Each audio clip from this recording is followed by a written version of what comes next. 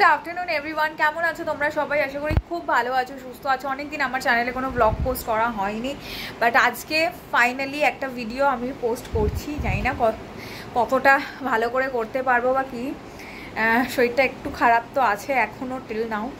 And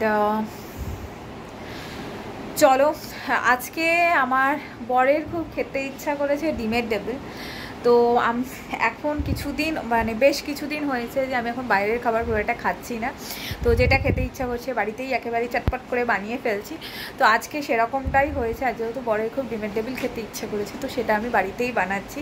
তো চলো তোমাদের সাথে শেয়ার করে নিই। বাট হ্যাঁ, ডিমের টেবিলের স্টাফিংসটা তো অলরেডি আমি রেডি করে ফেলেছি, বাট ভিডিওটা করা হয়নি।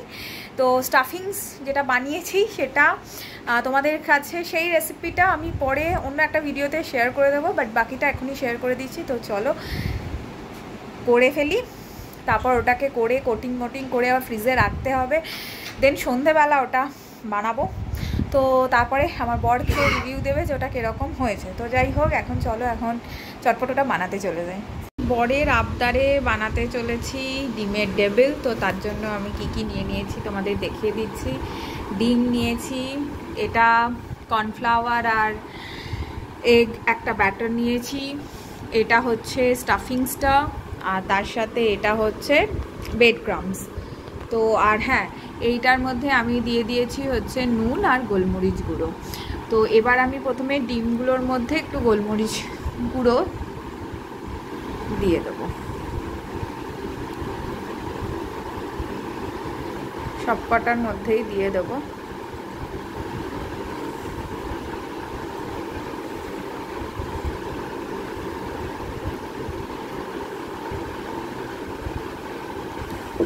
এবার আমি কোটিংগুলো করে নেব। সো আমার আলু দিয়ে কোটিংগুলো করা হয়ে গেছে, এবার আমি ব্রেড ক্রাম্বস দিয়ে কোটিংগুলো করে নেব। তো আমি কোটিংগুলো দিয়ে রেডি করে নিয়েছি। শেপ খুব একটা ঠিকঠাক দিতে পারিনি, বাট এটা ফার্স্ট ট্রাই করছি। তো চলো এবার এটাকে আমি ফ্রিজে রেখে দেবো 2-3 ঘন্টার জন্য। আমি এগুলোকে ফ্রিজ থেকে বার করে নিয়েছি 2 ঘন্টা রাখার পরে। এবার আমি যেটা করব সেটা হচ্ছে এগুলোকে আমি ফ্রাই করে, আমি কড়াইতে তেল গরম করতে দিয়ে দিয়েছি। এবার আমি তেলটা ফুটলে আমি ভাজবো এবার এগুলোকে। তো এবার আমি এগুলোকে ভাজছি, আমি একদম ধিমে আঁচ করেই ভাজছি। আর সেটা হচ্ছে যে আমি শেপগুলো খুব একটা ভালো করে দিতে পারিনি। তো যাই হোক, এটাকে নিয়ে মানে ক্ষমা ঘৃণা করে দিও, ফার্স্ট টাইম ট্রাই করছি। তো যাই হোক, চলো ভেজে নিয়ে তোমাদেরকে দেখাচ্ছি।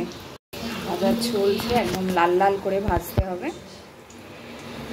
আমি একটা একটা করে ভেজে এখানে রেখেছি, যেহেতু আমি 4টে বানিয়েছিলাম। তো এখানে 2টো আছে আর এখানে 2টো আছে। তো ফাইনালি আমার ডিমের ডেবিল রেডি, মানে আমাদের সন্ধে স্ন্যাক্স রেডি হয়ে গেছে। এবারে শুভজিৎ টেস্ট করে এটা রিভিউ দেবে যে কীরকম হয়েছে। তো চলো ওকে ডাকি। শুভজিৎ এখন এটা খাবে, খেয়ে এটা রিভিউ দেবে যে কীরকম হয়েছে। নাও খাও এটা।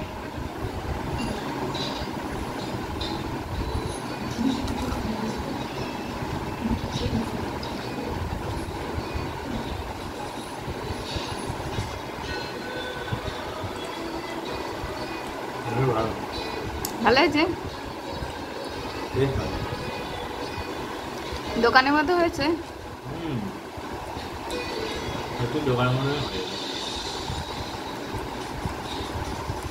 তো চলো এবার আমরা এটা খেয়ে ফেলি।